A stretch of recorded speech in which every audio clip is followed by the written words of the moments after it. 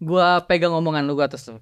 Apa bawa buzzer? Mudah-mudahan lu berkomitmen terus untuk ya mencerahkan pemerintah lah. Mencerahkan pemerintah itu bukan tugas lu. Mencerahkan Masyarakat. Ya. Jadi lu sebenarnya apa yang lu cerahkan? Gak ada, gue chaos doang. Semoga lu fokus deh melakukan chaos.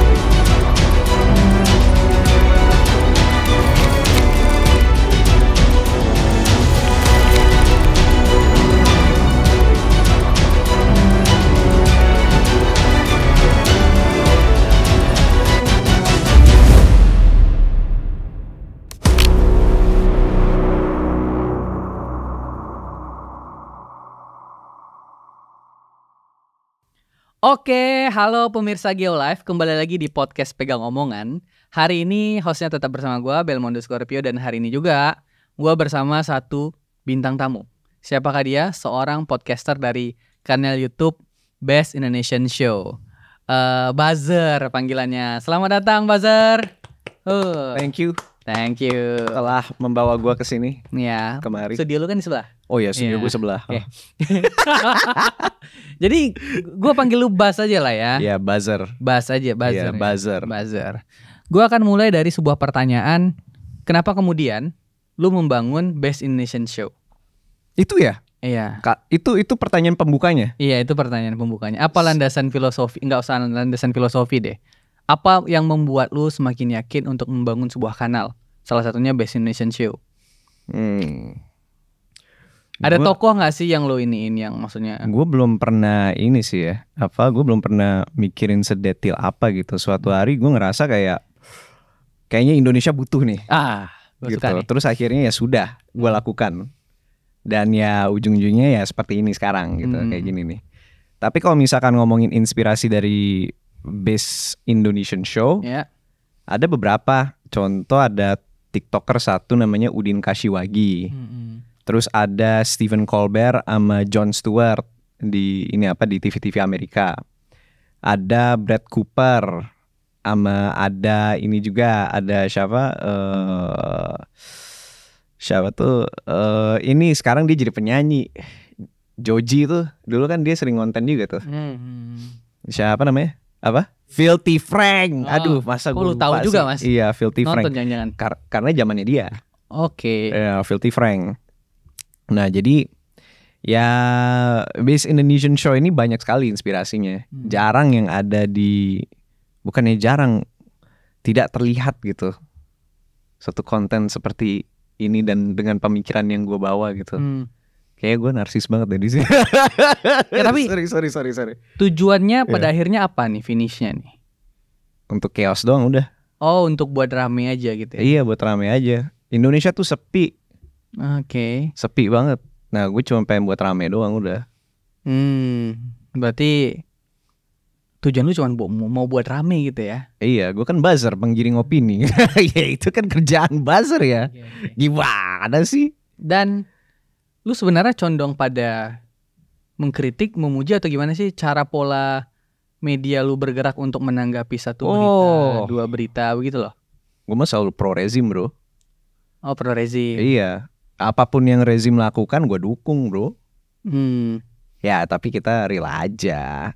Kalau contohnya nih masalah reshuffling ini kan ya. Lu sangat setuju ya? Apa? Reshuffle lu sangat setuju ya? Ya, cara politiknya seperti itu ya gue setuju aja. Cuma menurut gue kayak elah. Budi Ari dapat bintang Mahaputra, lu setuju juga? Setuju lah. Dia kontribusinya banyak banget loh ke Jokowi. Bukan sebagai Menkominfo, tapi sebagai Budi Arinya gitu loh. Projo ya. Projo adalah ini apa relawan daratan terbesar di Indonesia kan? Relawan darat kan ya? Relawan darat terbesar di Indonesia. Or so they say. Kita lupa ada Solmed sama RBJ kan. Tapi RBJ ada dibuang gara-gara mereka dukung Ganjar nih kan. Nah, ya itu dia dapat itu karena kontribusi kepada Jokowi. Ya bintang Mahaputar tuh bintang utama sama dia ya. Lupa gua. Pokoknya dapat penghargaan lah. Ya ujung-ujungnya bintang lah gitu. Bintang lah ujung-ujungnya. Dapat bintang ya, dia dapat bintang bukan sebagai Menkominfo. Semua orang tahu dia kalau misalkan jadi Menkominfo ya kayak gitu. Ini yang terjadi kalau misalkan lo naruh boomer di dalam sesuatu yang bersifat high tech gitu. Ya anggap aja dia dikasih bintang gara-gara kontribusinya. Kan siapa yang ngeramein GBK pas Jokowi jadi presiden 2019? Relawan-relawan itu termasuk Projo kan. Jadi lu merasa karena dia punya relawan yang besar itu dia pantas dapat bintang ya? Iya, bukan sebagai Menkominfo tapi. Oke, berarti salah tempat dong dapat bintang, ngapain di Istana Negara ya? Kenapa? Kenapa harus di Istana Negara menurut lu? Ya itu kan sekarang Istana Negara punya Jokowi. Ya kalau misalkan lo presiden lo terserah mau ngasih bintang dimanapun, iya nggak? Lo mau kasih di depan MOI juga silakan. Oke. Kan negara ini milik lo. Tapi gue mau nanya juga, kenapa lu yakin mendukung Jokowi secara totalitas? Gue nggak mendukung Jokowi secara totalitas. Gue mendukung rezim yang sedang berdiri. Mau itu Jokowi, mau itu Prabowo, mau itu Megawati, mau itu Anies Baswedan kalau misalkan dia terpilih presiden. Oke. Ini adalah bentuk kecintaan gue terhadap Indonesia. Oke. Dari semua presiden, siapa presiden yang menjadi panutan lu? Semua presiden adalah panutan gue. Yang paling? Yang paling. Loh, Soeharto lah. Kenapa Soeharto? Kenapa? Ya. Cerita dong, Kenapa lu suka sama Soeharto? Kenapa gue suka Soeharto? Iya. Ya straight to the point aja. Gimana tuh contohnya? Ya straight to the point. Indonesia lagi miskin, pembangunan. Daripada Indonesia lagi miskin berdikari. Oke. Kalau presiden yang lain? Misalnya ya, let's say Soekarno deh sebelum Soeharto. Ya, Soekarno gue anggap sih manuver politiknya dia untuk mengkonsolidasi fraksi-fraksi politik di Indonesia yang pas waktu itu lumayan ekstrim ya. Karena Indonesia dulu tuh nggak ada takaran toleransi ideologi. Jadi dari yang paling ujung kanan sampai kiri di Indonesia ada gitu. Dan dia bisa menyatukan semua itu ya. Bahkan di negara barat pun kesulitan loh, kayak di Weimar Republik di Jerman dulu kesulitan mereka untuk menyatukan itu. Orang-orang dari spektrum ideologi yang sangat jauh gitu. Tapi Soekarno mampu melakukannya gitu. Dia orangnya memang banyak kompromi, walaupun ada banyak yang mengatakan bahwa ujung-ujungnya kompromi itu mengakibatkan banyak sekali konflik. Tapi kan yang kita butuhkan pas waktu itu persatuan. Ya gue hormat sih dengan permainannya Soekarno. Cuman ya di era keduanya yang pas waktu dia udah demokrasi terpimpin ya let's say gue lebih prefer Ahmad Yani gantiin dia aja. Oke, berarti ya ada plus minus ya. Iya ada Kalau plus Soeharto minus. tadi lu bilang apa, straight to the point ya. Ya straight to the point dia. Habibie juga dia seorang visioner. Iya, Habibie gimana? Dia memiliki mimpi bahwa Indonesia itu justru harus seperti negara tetangganya kayak Malaysia, kayak Jepang, kayak Taiwan, yang Singapura, yang kita harus mulai berpikiran cara untuk mengekspor barang-barang high quality gitu. Atau enggak mengekspor jasa-jasa yang tinggi kualitasnya juga.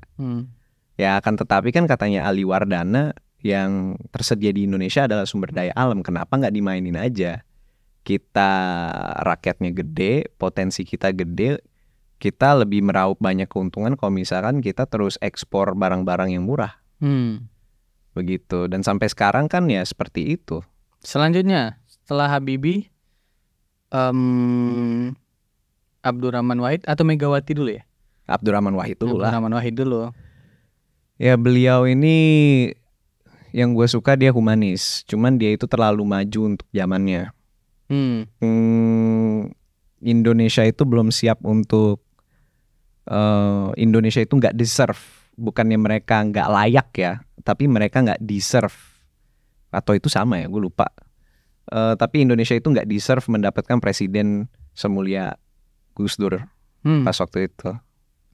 Karena Gus Dur ya semua dipeluk sama dia, tapi kan ya ada beberapa elemen-elemen masyarakat yang mungkin ingin melihat masyarakat itu lebih tersegregasi. I don't know. Bu Mega. Habis Bu Mega siapa? SBY. Nah kalau SBY itu gue sukanya Bu Meganya jangan dilewatin Pak. Oke. Bu Mega, ampun Bu Mega. Oke. Kita minta tanggapan yang sangat mencintai rezim Bu Mega. Sorry. Bu Mega ya. Ya. Gue nggak akan berbicara tentang apa dia era presiden ya, tapi gue akan berbicara dia sebagai politikus dan sebagai wanita. Dia adalah seseorang wanita yang sangat kuat di zaman Indonesia itu masih belum kecipratan dengan feminisme, begitu. Nah mungkin sebagai keturunan Soekarno ya dia mempunyai leg up gitu loh, dia mempunyai prestis lebih, tapi dia bisa menggunakan prestis itu menjadi wanita terkuat di Indonesia. Banyak loh cerita Bu Mega untuk memperjuangkan partainya dan pemilih-pemilihnya gitu. Sampai kan ceritanya dia pernah di-kick dari partai sendiri. Sampai dia buat partai lagi, dia berantem sama partai lamanya, akhirnya jadi satu. Ya, makanya ada kata perjuangan di belakang itu. Ya, ada perjuangan. PDI perjuangan. Iya, bahasa Inggrisnya struggle, tapi kalau misalkan ngomongin struggle, kadang di Indonesia itu translationnya itu jadi kesusahan.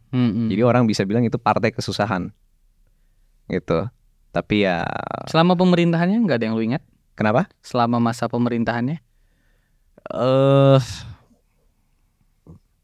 Kurang baca gue. Terkait jual pulau kali gitu ya. Apa? Terkait jual pulau gitu-gitu kan. Itu sempat ada isunya itu. Tapi oke lah. Rumor isu lah. Gue tidak akan. Kita geser deh ke SBY. Kita geser ke SBY. Tapi untuk menutup, Megawati itu adalah, ya walaupun mungkin sekarang namanya tervindikasi oleh sejarah ya, karena mungkin satu dan lain hal yang mungkin tidak disukai oleh rakyat Indonesia. Cuman overall sama karirnya sebagai politikus ya dia adalah inspirasi bagi wanita-wanita di Indonesia. Tepuk tangan untuk Mega. Tepuk tangan. Dia juga menjadi inspirasi untuk nggak hanya wanita juga pria gitu. Iya. Pak SBY. Yang gue suka nih dari Pak SBY nih, dia tuh sangat hati-hati gitu. Hati-hati gimana tuh maksudnya? Ya dia tuh kalau misalkan ingin membuat gebrakan ya nunggu satu periodenya habis. Dia hati-hati dia. Apa tuh buzzer? Apa ya? Apa contohnya? Buzzer? Contohnya gue sih kalau misalkan permainan dalam negerinya dia gue kurang ngikutin ya. Walaupun gue tahu dia ada campur tangannya di Munas Golkar tahun 2006. 2006 atau 2004 tuh yang pas ada Surya Paloh tuh. Itu menurut gue tuh wah keren banget nih SBY ini, mainnya lincah juga gitu. Lu waktu itu kelas berapa? Gue SD. Oh, tapi lu ngikutin? Iyalah. Oke, lanjut silakan. Nah, terus udah gitu yang gue lebih suka kebijakan luar negeri SBY sih. Oke. Dia apa contohnya yang paling kentara di ingatan lu? Ya dialog dia dengan negara-negara lain nggak spesifik sih, tapi lebih kepada overarching policy-nya dia. Makanya dia dianugerahi oleh Ratu Inggris kan, sebuah gelar kesatria. Kalau Pak Jokowi ya, wah ini mah mastermind banget nih orang nih. Kayaknya dia, nah ini Pak Jokowi ini yang gue suka ini dia pinter membangun stabilitas dia. Dia adalah seseorang yang paham bahwa mekanisme. Jadi di belakang yang sebelumnya nggak jago menjaga stabilitas ya, lebih jago Pak Jokowi ya. Lebih jago Pak Jokowi lah. Oke. Tapi kan ini balik lagi perspektif. Kalau SBY stabilitas itu apa sih? Kalau misalkan SBY kan masih ada oposisi, jadi kadang nggak stabil perpolitikan Indonesia kan. Tapi kan masih di dalam di dalam lingkup ruang yang acceptable. Nggak terjadi kerusuhan dan lain-lain kan, walaupun ada demo sana sini. Nah kalau Jokowi kan semua tunduk gitu, menjaga stabilitas. Iya, nah kalau misalkan Jokowi ini ya, beliau itu tahu power presiden itu sejauh apa, dan power presiden itu hanya bisa dihentikan oleh alirannya dia sendiri. Gimana tuh influence maksudnya? dia sendiri. Gimana Dengan contohnya? pengaruh dia sendiri. Contohnya, ya presiden contohnya let's say dia mau, wah lu kayaknya mau ngejebak gua nih. Enggak ada, gue nanya contohnya doang. Gue lagi mikir nih orang mau ngomong apa. Lu bisa tebak gak gue pengen ngomong apa? Nggak tahu, gue nggak tahu, nggak kepikir gue. Ya gue gak akan mengatakan secara spesifik ya. Apa? Lu mau bilang apa? Tapi let's say tiba-tiba banyak sekali nih orang-orangnya dia masuk ke dalam posisi-posisi strategis. Menteri Begitu. maksudnya gitu ya. Menteri, Kapolri, Panglima TNI gitu. Tapi kan itu hak prerogatif presiden untuk memilih menteri. Gue mengatakan ya Gitu. itu hak prerogatif presiden. Iya. Tapi kan rakyat juga bisa menilai. Iya betul. Nah, rakyat ada yang menilai bahwa ini adalah tindakan yang sangat tidak terpuji karena itu akan membuat presiden-presiden lain mencontohkan. Jadi permasalahan dari Jokowi ini bukan dari karakternya ya, tapi permasalahannya dia itu dari menurut orang-orang nih ya, adalah dari presidensi. Dia seorang presiden melakukan ini, pasti kedepannya presiden-presiden yang lain akan melakukan hal yang sama. Dan mereka akan bilang ya, zaman dulu kan boleh, zaman dulu bisa, gitu. Bisa nih maksudnya orang-orang terdekat untuk jadi menteri. Orang-orang terdekat jadi menteri, ketua umum, you name it lah. Gitu. Kan bukannya SBY juga melakukan itu ya? Kalau misalkan SBY kan masih disandingi oleh oposisi. Nah kalau misalkan SBY juga ada elemen bahwa demokrasi itu harus ada di dalam Indonesia gitu. Bukannya Pak Jokowi juga oposisinya sekarang PDI Perjuangan ya? Oh boleh, apa? Bukannya ada oposisi juga ya PDI Perjuangan? Ya oposisi cuma satu. Ya tapi kan ada maksudnya. Ada tapi cuma satu. Ada. Ibarat kata kita ngomongin David and Goliath deh. Gimana tuh? Tahu kisah Nabi Daud berantem sama raksasa? Oh, gua nggak tahu tuh. Gimana? Tolong ceritain dulu dong. Ya koalisi yang raksasa, ya si oposisi ya yang kecilnya. Gimana tuh? Jadi itu yang. Jadi maksud lu stabilitas itu adalah Pak Jokowi tidak menciptakan oposisi begitu? Enggak juga sih. Jadi gimana nih? Stabilitas adalah menciptakan orang-orang yang setuju akan visi dan misinya dia. Oke. Iya. Ini balik lagi kepada perspektif. Kalau gue nanya Pak Jokowinya, gue agak lompat. Kalau Pak Ma'ruf Amin ya, menurut Pak Buzzer.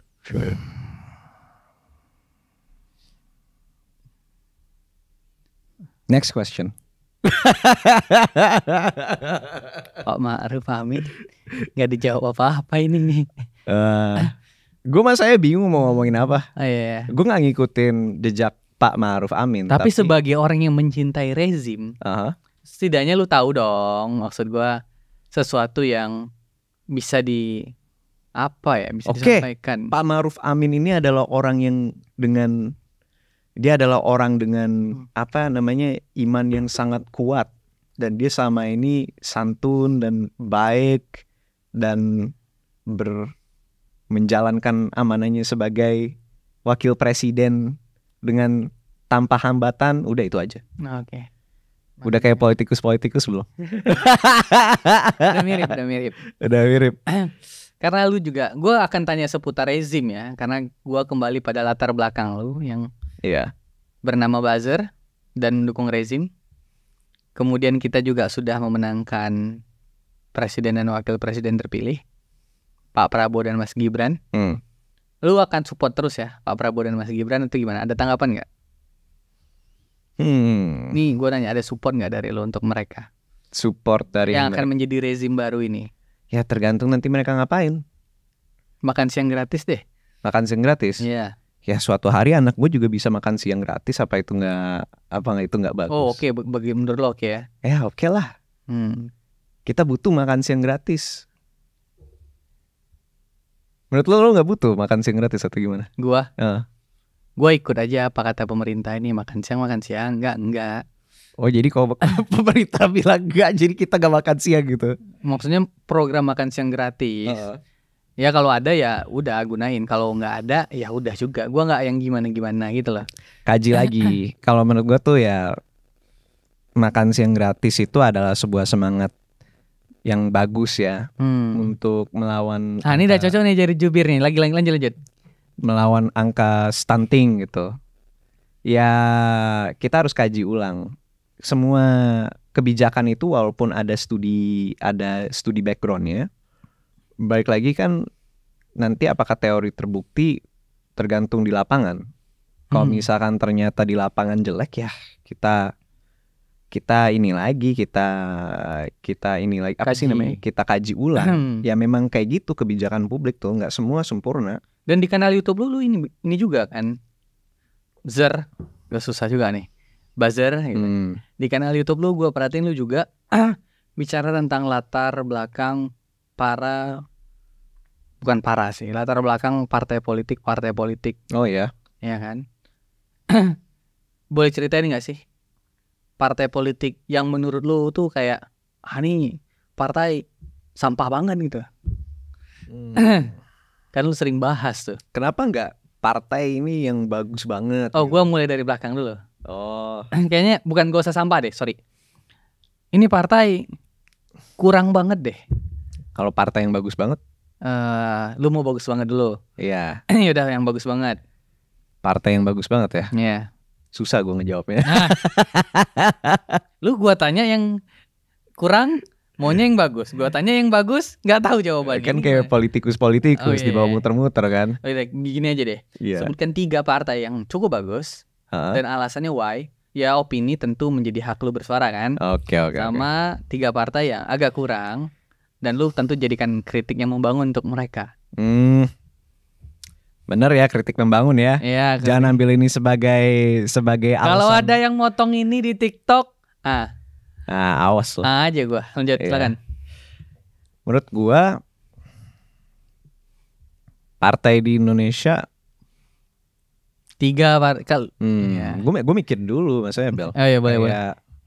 Gue belum pernah mikir apakah partai politik di Indonesia itu bagus atau jelek. Gue cuma mikir ya mereka partai politik, mereka melakukan kerjanya. Iya. Mereka pragmatis. Mereka idealis. Iya. Tapi kan kalau di sini tentu kalau lu mau kritik sistem dong, betul ya? Ya tentu lu kritik sistem dong ya. Ya udah, silakan. Sekarang yang ngomongin partai yang melakukan tugasnya dengan bagus lah. Ya oke, 3. Menurut gua Golkar sudah bagus. Why? Konstituen. Oke. Mereka udah bisa memasarkan kepada masyarakat bahwa mereka nggak serong kiri serong kanan. Jadi itu mencari pemilih yang lebih non politikal atau apolitikal, yang nggak peduli ke kirian sen kiri atau ke kanan gimana. Terus PDIP juga. Yang kedua PDIP. Iya, mau lo ngatainnya PDIP political dynasty, nggak? Ya semua partai juga lo perhatiin political dynasty semua. Iya nggak? Gua nggak jawab, silakan. Oke, berarti kalau misalkan dalam budaya Asia tidak menjawab artinya iya. Lu mengandung Asian value ya? Apa? Kan kita tinggal di Asia. Gitu. Iya. Oh gitu. Kita gua kebetulan keturunan ini gua. Sana Kanada sana gua. Tapi oke, itu yang kedua, sorry. Kedua. Masuk ke topik. Pertama tadi Golkar, kedua PDIP. PDIP mampu dengan hambatan yang mereka temui, mereka tetap menjadi partai terbesar di DPR RI. Betul. Gitu. Yang ketiga menurut gua apa ya? Gue mikir dulu nih. Kemarin lu bahas PAN tuh bagus nggak menurut lo? Belum, nggak masuk kategori 3 ini lah ya. PAN menurut gua oke sih, tapi gue pengen bilang PKS sih, cuman nggak tahu juga PKS. PKS bagus sih, ideologis mereka. Ideologis. Iya, PKS itu sangat ideologis menurut gue. Cuman ya permasalahan bagusnya dari PKS itu ideologis ya lu selalu bisa dipertanggungjawabkan atas prinsip lu sendiri gitu. Ada ekspektasinya kan, dan ekspektasinya jelas gitu, nggak belok kiri nggak belok kanan. Nah kalau misalkan tapi PKS tuh permasalahan yang mereka hadapi ya adalah kalau misalkan mereka terus ideologis ya stagnan voter base-nya. Kita tuh ketika lu, bukannya gua di sini bermaksud untuk ceramah tentang politik, tentu pasti lu sebagai bekas politikus tahu kan. Tapi politik itu. Oh, kenapa gua bekas politikus ya? Oke. Sorry. Enak tuh. Sorry. Iya nggak apa-apa. Oh iya. Sorry. Sebagai Host. pernah sebagai politikus kan. Oke. Lu Gue kayak dibuang sorry. Sorry. Kita paham bahwa partai politik itu bermain dengan prinsip-prinsip marketing. Ya balik lagi ketika kita meraup voter base itu seperti mencari konsumer. Nah PKS kalau misalkan gitu-gitu aja ya stagnan, voter base-nya nggak akan berkembang. Jadi makanya PKS harus bisa menerjemahkan visi dan misi mereka untuk pemilih-pemilih baru, Gen Z, Gen Alpha. Mereka harus bisa lebih diverse dikit gitu, tanpa mentoleransi semuanya di batas ideologi mereka gitu. Ya menurut gue bagus sih so far PKS. 3 itu ya. 3 lagi dong dari belakang. 3 lagi belakang, gue agak gue agak mikir P3 dulu partai besar kan. P3 ya tapi kenapa P3 sekarang seperti ini kondisinya? Mereka udah punya Sandiaga Uno dan tentu pasti banyak kader-kader lain yang bisa. Ini hasil telaah lu ya. Yang bisa membawa partai tersebut ke ranah yang lebih besar. Tapi yang ada ini partai yang besar justru makin mengecil gitu. Nah itu sangat disayangkan menurut gua. Terus PSI juga. PSI kenapa PSI? Menurut gua tuh PSI tuh udah dapat semuanya loh. PSI udah dapat semua pemain striker yang keren. Udah gitu udah punya anak presiden juga. Satu-satunya partai yang kampanye dengan presiden. Tapi mereka kalah gitu di PT.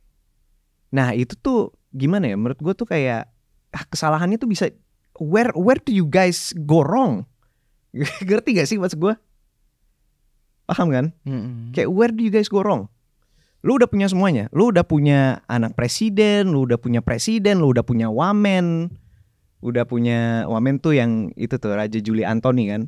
Udah punya wamen, udah punya ini itu, tapi tetap aja nggak lolos PT gitu. Nah ini nih harus direview ulang nih PSI itu where did you guys go wrong? Kalau di 2019 kita ngomongin PSI kalah ya masih wajar lah, partai baru berapa tahun tuh mereka 6 tahun kan. Dan kerjanya dulu mereka cuma striker doang kan. Iya kan? Striker aja kan.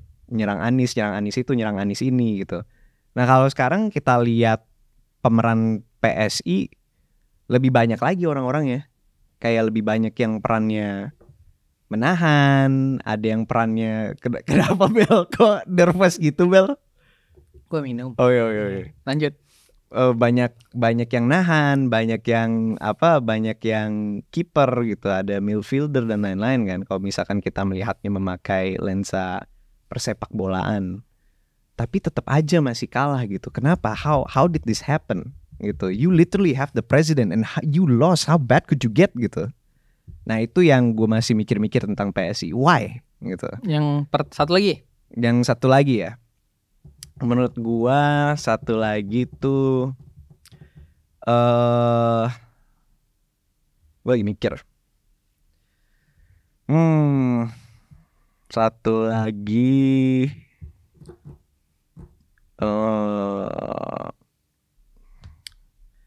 PKP udah nggak ada lagi.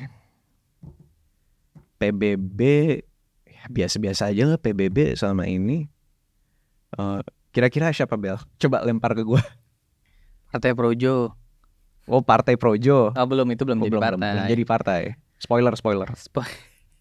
Satu lagi dong. Atau cuma 2 ya udah cuma 2 kali ya. Satu lagi sih seharusnya ada sih, gue bisa sih. Tar dulu. Lu makanya lempar gue nama siapa ya? Oke. Ada PBB, ada PAN, ada Garuda, ada Prima, ada Nasdem, ada PAN, ada Nasdem. Oke, Nasdem nih ya.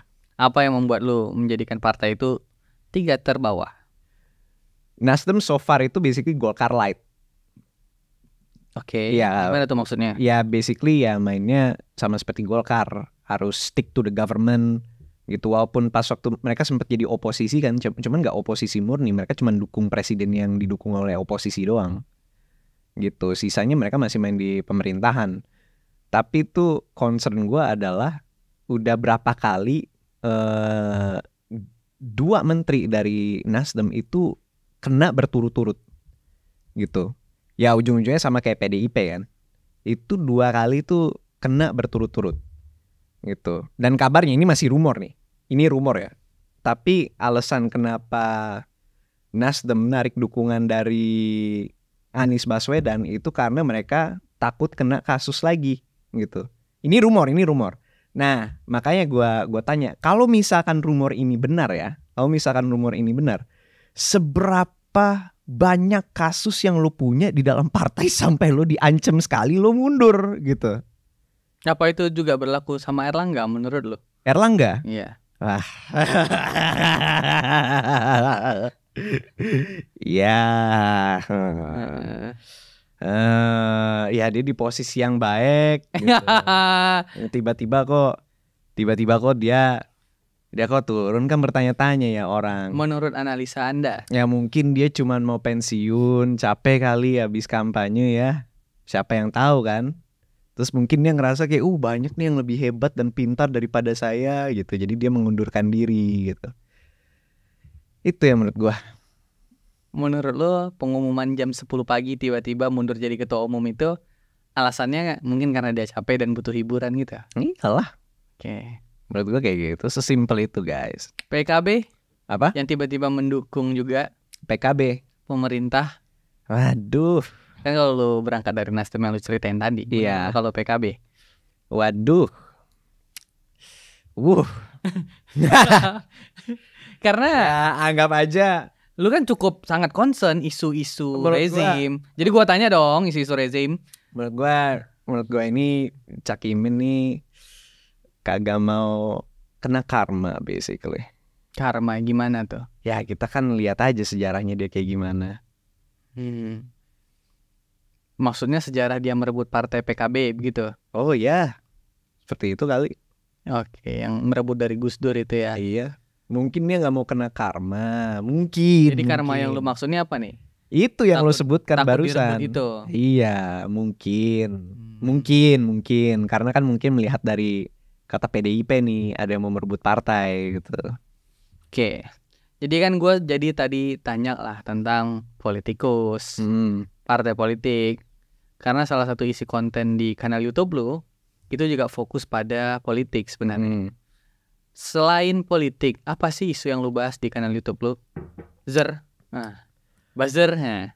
Gue bahas. Gue suka kesebut nama asli lu kan, cuman gue yang tahu sini nama aslinya.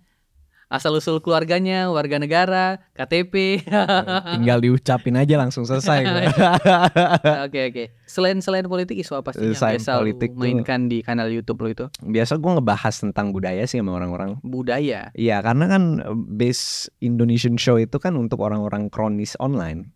Oke. Untuk orang-orang yang ada di Discord, ada di Reddit, ada di YouTube, ada di 4chan.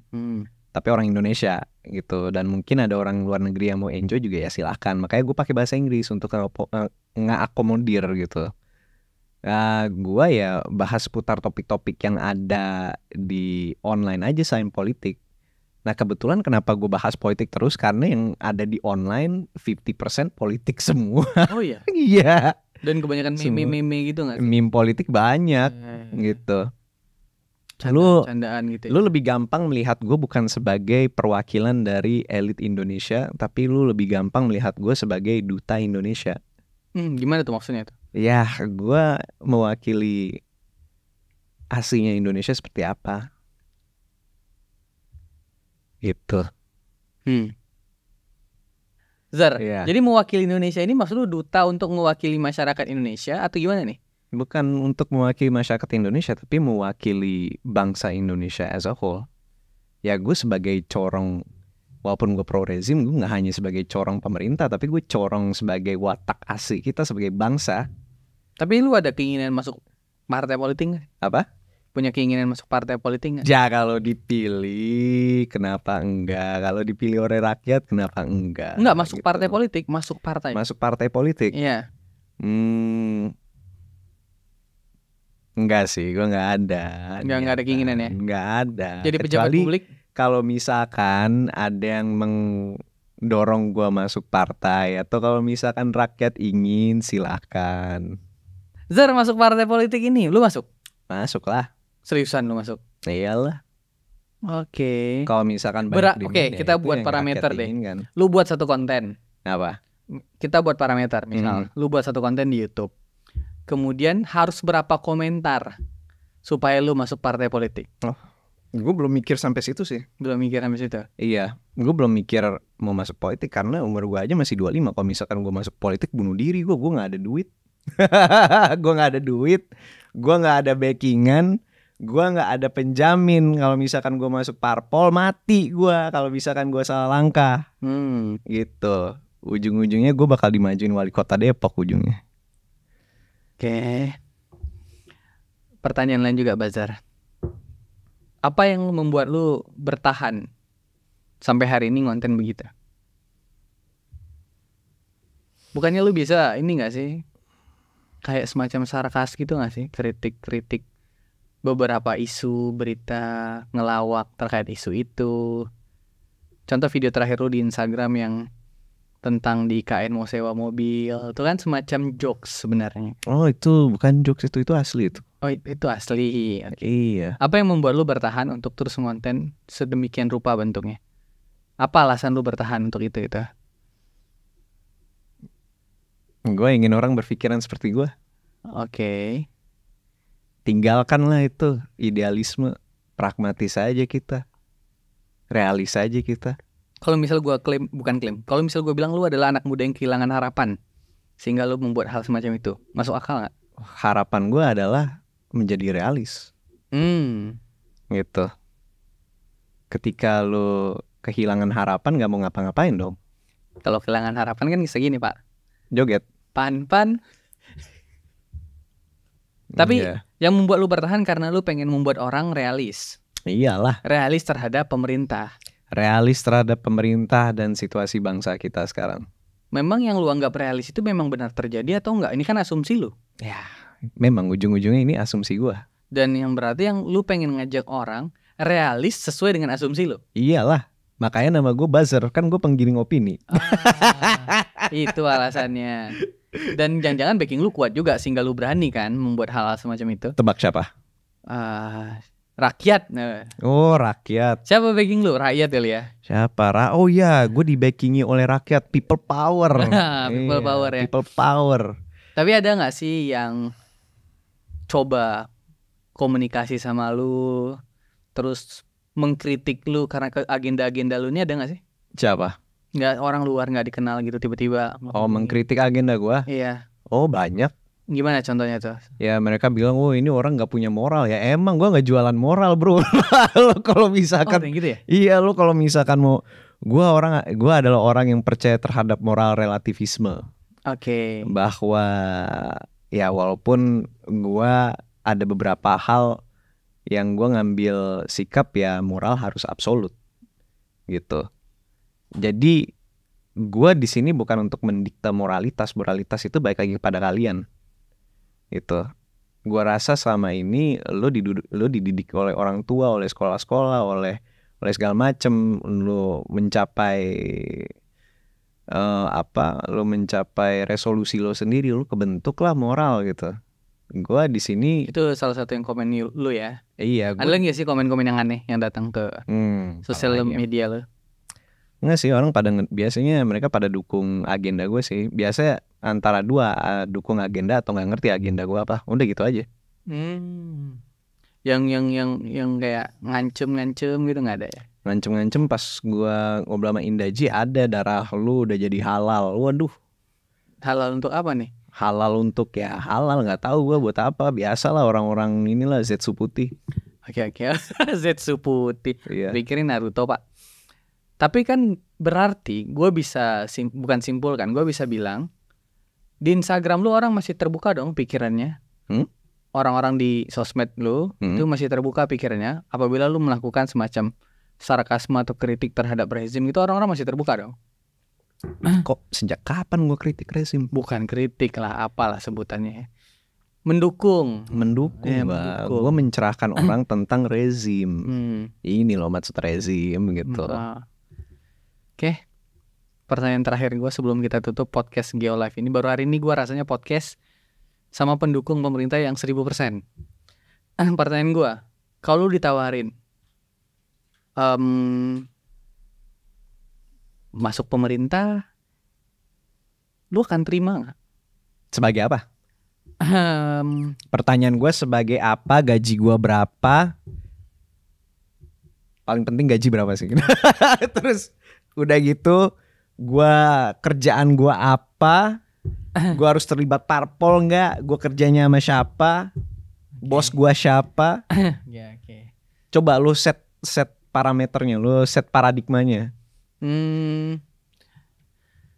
Influencer pemerintah, kerjaan lu mendukung program-program pemerintah lewat sosial media. Oh, jadi Mensesnek? Iya, yang baru dilantik aja, tim komunikasi. Oh, siapa? Hasan Hasbi? Iya. Terus lu mendukung mencerahkan program pemerintah. Gaji lu ya 2 digit lah. 2 digit tuh berapa? Berapa? Dari lu berapa angkanya? Enggak, gua kan anggaplah 50 juta lah. 50 juta lah. Kecil. Oke. Kecil, gue pengen beli Alphard, bro. Enggak, ya kan lu minta gua setting. Oke. 50 juta lu terima enggak? 50 juta? Iya. Ya enggak lah. Oke, berarti lu menolak ya? Enggak lah, gue mau gaji yang lebih gede. Gue pengen rumah gede, gue pengen disupirin sama orang. Tapi pernah enggak nih, ini terakhir juga, sedikit harapan kecil di hati lu ya, terlepas dari, ini kan lu membuat kanal itu, menyeting diri lu sebagai seorang buzzer, menyeting diri lu untuk mencerahkan teman-teman yang online gitu ya, Discord yang lain-lain terhadap meme-meme di pemerintahan. Tapi lu pernah kepikir nggak kayaknya nih ya, harus gua juga deh masuk pemerintahan dan melakukan sesuatu yang baik. Pernah terpikir nggak itu, Zar, di dalam hati kecil lu, sehingga lu melakukan itu dalam bentuk tindakan gitu, nggak dalam bentuk bersuara gitu, berubah gitu formatnya dan masuk ikut serta dah dalam pengambil kebijakan itu. Pernah nggak sih, Zar? Politik kan nggak linear, politik itu kan dinamis. Jadi semua orang main peran, yang mau mereka oposisi, mereka establishment. Iya. Mereka nggak perlu masuk. Makanya pertanyaan gua, ada nggak perasaan kecil itu gitu loh? Apa ngatur? Ikut serta dalam mengambil kebijakan yang baik menurut parameter lu? Gue nggak pernah mikir harus masuk pemerintah sih. Iya, makanya gue tanya. Jadi jawabannya nggak pernah. Nggak pernah ada pikiran itu ya? Nggak pernah. Gue nggak pernah mikir harus masuk pemerintah, tapi gue berpikiran bahwa suatu hari gue akan menjadi pemerintah. Lu ada kepikiran nggak sih masuk pemerintahan? Nggak ada pikiran, tapi gue akan menjadi pemerintah. Maksudnya lu nyalon jadi presiden? Ya apapun itulah. Lu nggak akan masuk pemerintah, tapi lu akan jadi pemerintah. Ini gimana paradigmanya? Lu akan jadi pemimpin tertingginya maksudnya? Pemimpin tertinggi kan nggak perlu harus jadi presiden ya? Iya betul, kan ada trias politika. Maksud gua, lu akan menjadi pemerintah. Iya. Di masa depan lu akan mencalonkan diri. Oh enggak? Secara elected. Enggak. Jadi gimana cara lu masuk pemerintah yang lu bilang ini? Ya ada caranya lah. Gimana? Enggak, gua ya masa dibuka di sini caranya. Oke. Ya serah lu lah pokoknya. Gua pegang omongan lu, gua atas. Apa bawa buzzer? Mudah-mudahan lu berkomitmen terus untuk ya mencerahkan pemerintah lah. Mencerahkan pemerintah itu bukan tugas. Mencerahkan masyarakat. Ya. Jadi lu sebenarnya apa yang lu cerahkan? Gak ada, gue chaos doang. Semoga lu fokus deh melakukan chaos bangsa ini dan jangan pernah berhenti chaos. Kalau misalnya lu tiba-tiba diam atau bungkam, ya gue cari deh. Kok nggak chaos gitu? Nah, kenapa kalau misalkan gue diam bungkam dicari gue? Kan bukannya diam itu juga salah satu solusi terbaik? Nah, menurut lo ya, oke. Ada nggak yang mau lu sampaikan ke teman-teman Geolive supaya nonton Best Indonesian Show? Ini gue ngomong sama orang yang jadi settingan nih sulit banget. Ada nggak yang mau lu sampaikan? Aduh. Oh di situ ya kameranya? Di situ kameranya tuh. Aduh. Oke, silakan Pak Bazar untuk datang ke Best Indonesian Show. Pikiran seperti apa yang harus dipersiapkan? Jangan nonton Best Indonesian Show kalau kamu masih punya idealis. Apa ya yang lebih baik ya, gimana ya? Jangan nonton Best Indonesian Show kalau masih berharap negara kita bagus. Udah itu aja. Mungkin kayak gitu kali ya, nggak tahu gue. Oke, terima kasih pemirsa Geolive. Kembali lagi nanti di podcast Pegang Omongan bersama narasumber lainnya. Dan sekali lagi terima kasih Pak Buzzer. Terima kasih pemirsa Geolive. Dan jangan lupa mampir ke kanal YouTube Best Indonesian Show. Sampai jumpa. Kanal YouTubeku. Aduh.